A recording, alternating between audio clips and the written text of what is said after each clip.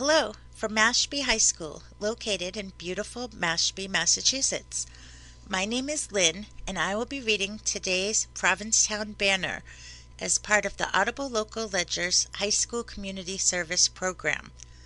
The Ledger continues to deliver information and entertainment to the print-impaired who live on the Cape, the islands, and the South Coast, many confronting disabilities such as low vision, blindness, or neurological disorders, as we have for over 25 years. Mashpee High School is proud to assist in connecting these listeners with the outside world. Now, on with today's reading of the Provincetown banner, dated Thursday, December 5th. Our first headline today reads, Feel Good Project by Zain Razak. The Truro congregation, facing an uncertain future, will keep its home at a small historic chapel on Pond Road after all. The Truro Conservation Trust bought the chapel on the pond at 17 Ponds Road from former owners Bob and Kathy Velo on November 4th for $1.54 million, according to Barnstable County Registry of Deeds records. It was a journey. I am elated that this has come to reality and fruition, and we are able to be at the chapel. I give God thanks, said Pastor David Brown, who leads services there. Thank you to the fundraising committee and public in general for support and well wishes. It is said that united we stand and divided we fall. When we come together as one unit, we can do amazing things. In January, the mostly Jamaican parishioners who worship there were told that they would need to find a new space by the end of March. Brown first learned about the closing from a notice written by property owners Bob and Kathy Velo, which stated that they were exploring repurposing the space. The Truro Conservation Trust then decided to pursue the acquisition of the congregation so that they could continue using the small gray shingled church. An anonymous donor stepped forward to donate $500,000 and commit to matching another $500,000 raised by community members through asking local businesses and churches for donations, setting up a GoFundMe account, and other efforts. Fred Gatcher, president of Truro Conservation Trust, said one local resident provided its opening night proceeds to the project. Once we got into the project, we felt we were just being good neighbors and trying to keep a community active. When you're in a community like we have here in Truro, and particularly the Pond Village area, the chapel becomes part of the historic community, said Gatcher. It was just, in all honesty, a feel-good project. The Truro Conservation Trust also owns an open space parcel adjacent to the church. Extra money raised for the project will go toward larger capital projects, such as the roof or windows that have to be replaced. Brown told the Times his nonprofit, Emmanuel Faith Ministries, has now signed a 5-year lease at the cost of $1 per year for the property. As tenants, the church will take care of routine maintenance, such as groundskeeping and keeping the interior clean. The chapel will also eventually be available to rent for community events. Built in 1915, the church was previously known as Our Lady of Perpetual Help Church, but closed in September 2007. The Valos bought the chapel for $385,000 from the Roman Catholic Bishop of Fall River in January 2009, according to Barnstable County Registry of Deeds. The property's total assessed value is $621,700, according to the Truro's Assessor's Office. We want to give our appreciation to the community and the donors.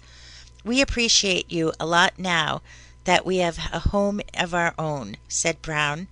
We are just grateful. Brown said he believed services can resume at the church sometime in the coming months. The next article is titled Provincetown, Massachusetts Artist Who Inspired Folk Singer Arlo Guthrie Dies by Heather McCarran. For much of the world, she was the Alice at the heart of folk singer-songwriter Arlo Guthrie's hit song, Alice's Restaurant Massacre. But for the Provincetown community, she was also the restaurateur turned artist who painted beach stones and randomly left them scattered around for daydreamers to find. Allie Brock, a resident of Provincetown for the past 40 years, died on November 21st. Her death was a week shy of the 59th anniversary of the, quote, Thanksgiving dinner that couldn't be beat that she prepared for 18-year-old Guthrie, his friend Rick Robbins, and others in 1965.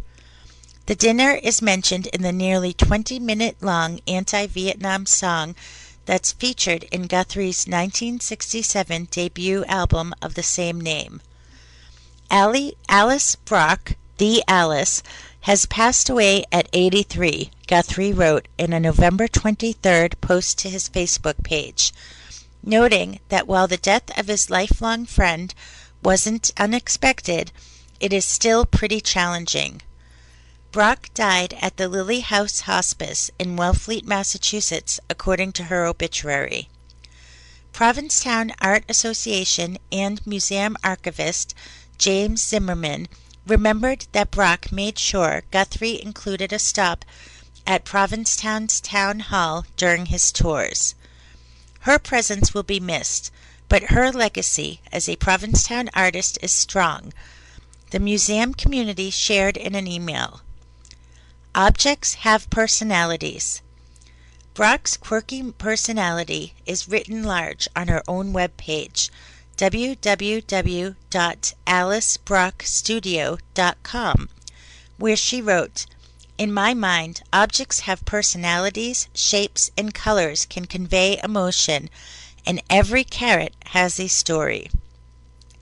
After many years in the restaurant business, including the back room in the western Massachusetts town of Stockbridge from 1965 to 1966, that is referred to in Guthrie's song, Brock left behind a broken marriage, loaded her Cadillac convertible, and came to Provincetown, which she called her heart's home. I used to say, when I grow up, I want to live in Provincetown and paint pictures, she wrote on her webpage, reflecting, I guess my dreams have come true. When she came to the town at the tip of Cape Cod, she rented a small apartment on the water with a shoebox of quarters and started to draw and paint, a much different place from the former Great Parrington Church gifted to her as a newlywed and converted into a home.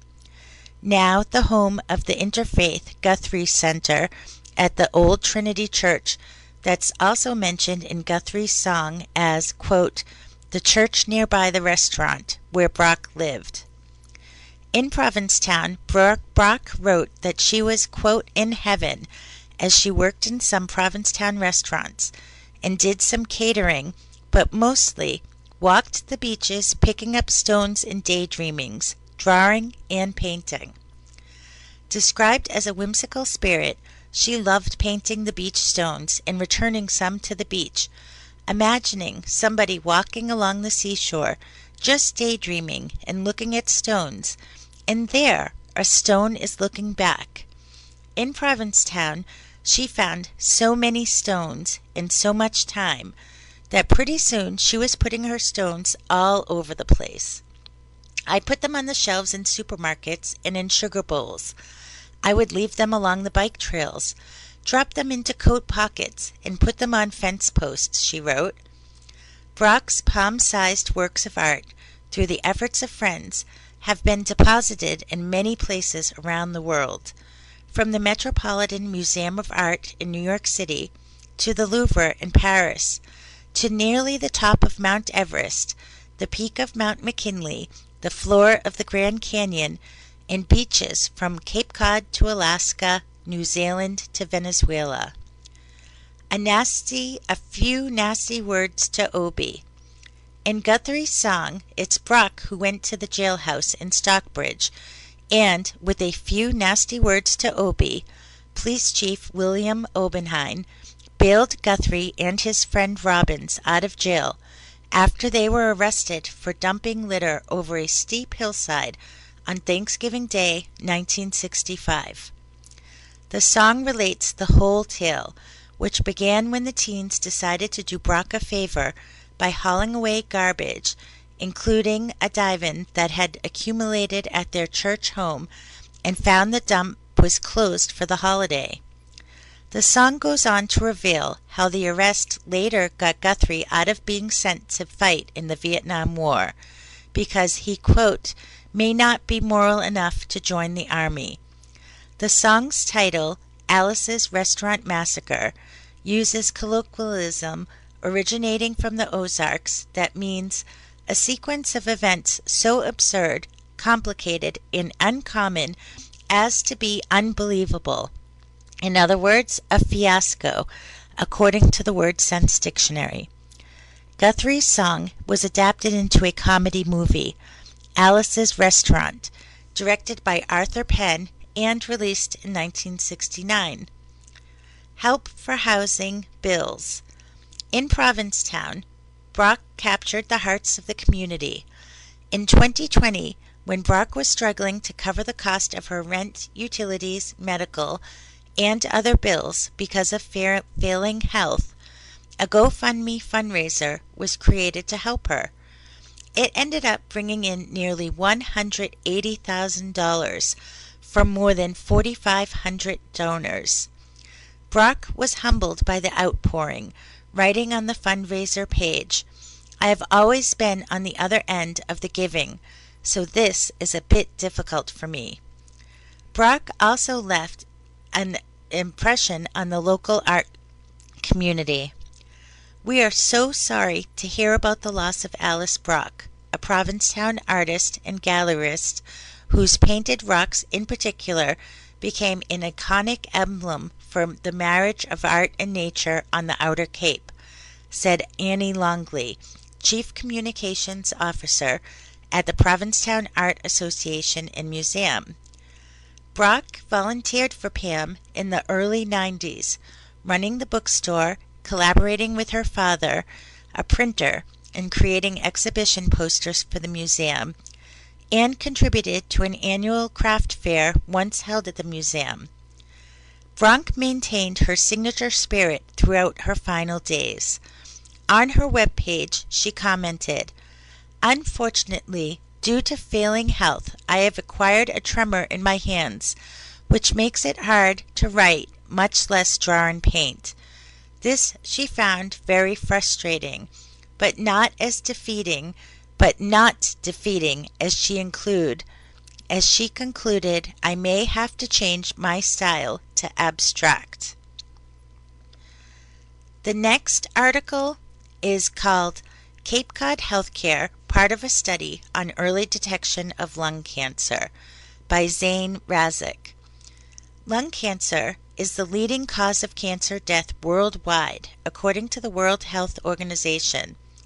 This is partly because the disease is more often found late. By the time the symptoms are detected, the cancer may have spread, said Cape Cod healthcare oncologist Peter Ward. It's more difficult to cure the lung cancer in those advanced stages, said Ward. But if it is detected early on, treatment is more likely to be successful. To that end, Ward will lead Cape Cod's Healthcare's participation in a new national clinical research study focused on early detection of lung cancer with just a blood test. More about the study. Sponsored by the Freenome Bio, the PROACT Lung Study will measure the accuracy of a screening blood test for lung cancer in current and former smokers 50 and older who are eligible for lung screenings with a low-dose CAT scan. An estimated 20,000 participants from up to 100 sites across the U.S. will be enrolled in the study. Freename Bio will use the data to seek U.S. Food and Drug Administration approval for the blood test. Cape Cod Healthcare is currently the only Massachusetts provider to join the study and was selected due to its lung cancer screening program via low-dose CAT scan. How does the blood test work? The blood test will detect changes in DNA, RNA, and changes in the expression of proteins within the blood and use other data points with the help of artificial intelligence to detect patterns characteristic of early-stage lung cancer, said Ward. Freenome Bio will analyze the blood samples for potential signs of the disease. We will follow these patients with repeat CAT scans if needed, and if they are diagnosed with lung cancer, then the company, Freenome, can look back on the blood test that was drawn when they were first enrolled in the study and look for the patterns in protein expression and DNA and RNA expression, said Ward. Racial disparity focus of study. Black and Hispanic Americans will be a focus of the study as they face disparities in early detection of lung cancer and survival rates compared to white Americans. According to the American Lung Association, Black individuals with lung cancer are 15% less likely to be diagnosed early and 16% less likely to 16% less likely to survive 5 years compared to white individuals. Socioeconomic factors may prevent patients from having insurance and not being able to see a primary care doctor, who would be the person who would order such a screening test, said Ward. Who is eligible? Patients eligible for a low-dose CAT scan can participate in the study by having their blood drawn at a Cape Cod healthcare facility within 45 days before their scan. They must also meet the American Cancer Society guidelines, between 50 to 80, a current or previous smoker, and have at least 20-pack year smoking history. A 20-pack a year smoking history means if someone has smoked 1 pack a day for 20 years. They must also have no history of cancer within the last 5 years. If a patient qualifies and chooses to participate, they will be offered the chance to enroll and schedule a blood draw along with their low-dose CAT scan and receive a stipend from Freenome Bio. Cape Cod Hospital Oncology research staff will contact the patient at the 1 and 2 year marks to inquire about any changes in health or lifestyle, new treatments, and test results. If you want to participate, the PROACT Lung Study is one of several clinical trials that Cape Cod Healthcare's Riley Family Oncology Research Center is currently offering. Eligible individuals interested in participating in this study can learn more by calling 508-862-7284. Cape Cod Healthcare is the only Massachusetts provider participating in this study. Cape Cod Healthcare, based in Hyannis, operates 2 acute care hospitals, Cape Cod Hospital and Falmouth Hospital, along with a home care and hospice agency, a skilled nursing and rehabilitation facility, an assisted living facility, and a number of health programs. The next article for today is titled, How Mashpee School Aims to Do Better for Wampanoag Children by Rachel Devaney. As 3 and 4-year-old Weetamo School students gleefully climb aboard a makeshift hayride at the Wampanoag Tribal Government Center in September, language teacher Tia Pocknet said her students are immersed in their daily culture daily.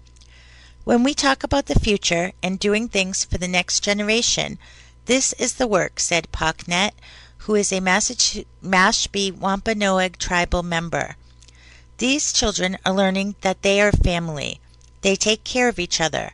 And that's healing after generations of trauma that Wampanoag people have had to face. The Montessori accredited school is academically and culturally designed to combat colonization, along with generations of traumatic history that has surrounded education for Wampanoag people, said head of school Natana Hicks Greendare. For about 200 years, government and church-run boarding schools inflicted abuse and emotional harm on Indigenous people, she said, and assimilation policies targeted American Indian, Alaska Native, and Native Hawaiian people. Since the school opened in 2016, teachers and staff have been determined to help break that cycle. What is the Weetamoo School? Originally part of the Wampanoag Language Reclamation Project, the school teaches traditional Wampanoag values and culture and language, said Hicks Greendare. School days often begin with sacred circles or cultural artwork such as braiding sweetgrass procured from an indigenous reservation in Maine, said Pocknet. The school employs a staff of 7. About 70 students have graduated into public and private school systems once they reach 4th grade. What happens to Indigenous children at Carlisle Indian School? Lizette Pocknet was in 5th grade when she was brought to the Carlisle Indian School in 1904, archived in her student profile by the school. Pocknet lived and worked at the school for 3 years, according to the letters she wrote. In 1907, she ran away from Carlisle and was labeled a deserter in school records. Pocknet said she left because she said that elders that needed care in Mashpee.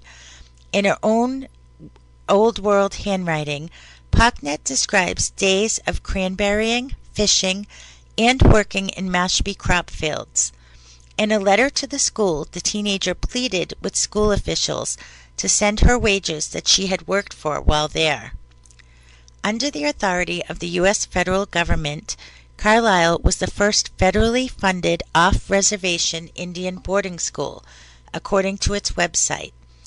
Founded in 1879 by Captain Richard Henry Pratt, the school enrolled 78,000 students by the time of its closing in 1918. About 30 Wampanoag citizens were brought to the school, according to Carlisle's website. A report released in 2022 documented the remains of children found at Carlisle, according to USA Today. The U.S. Army returned the remains of 41 children from the school's cemetery. In 2024, the Army returned the remains of 9 children to their tribes. Children of all ages, said Joanne Fry, a victim services advocate for the Mashpee Wampanoag tribe, were physically, mentally, and sexually abused at boarding and residential schools. Many children were malnourished, and others were held in closets and basements if the nuns and priests who ran the facility said that they were misbehaving, said Fry. Mashpee tribal citizens remember ancestors taken to residential schools. Tia Pocknet was adopted into the Mashpee Wampanoag tribe as a child, but hails from tribal people indigenous to Canada. Pocknet's biological grandfather and aunt were held at residential schools in Nova Scotia. Both her family members, said Pocknet, were physically abused. Tia is not related to Lizette, but married into the Pocknet family. No child should go through that. Children matter all the time. There's a reason why they are so close to Earth. They have a strong spirit, said Pocknet. Our job is to take care of the Earth and to take care of the children. The Weetamoo School needs more funding. Without more funding opportunities, Hicks Green Dare said the school will struggle to remain open. The roughly $600,000 per year school budget relies heavily on grant funding and donations, and Hick Green Dare said it needs additional staff, funding for lunch services, and a van or a bus to help shuttle children to and from the school. Run out of a wing of the government center and a yurt that sits adjacent to the tribe's powwow grounds, it would be great, Hicks Green Dare said, if the school had its own building. There are some decent grants that have large pots of money, but tribal schools across the country are all competing for those grants, said Hicks Green Dare. I have reached the conclusion of our reading for today. If you know someone who could benefit from our service, or you're interested in either volunteering or donating to our nonprofit to keep us on the air, it is tax deductible. Please call 508-539-2030 or visit our website, audiblelocalledger.org. You can now listen to us on smart speakers like the Amazon Echo Dot and Google Home. Just say, Alexa or Google, play the local ledger on TuneIn, and you will have a clear, static-free connection to our readings. As always, thank you for listening and for all of your continued support. This is Lynn, and goodbye for now.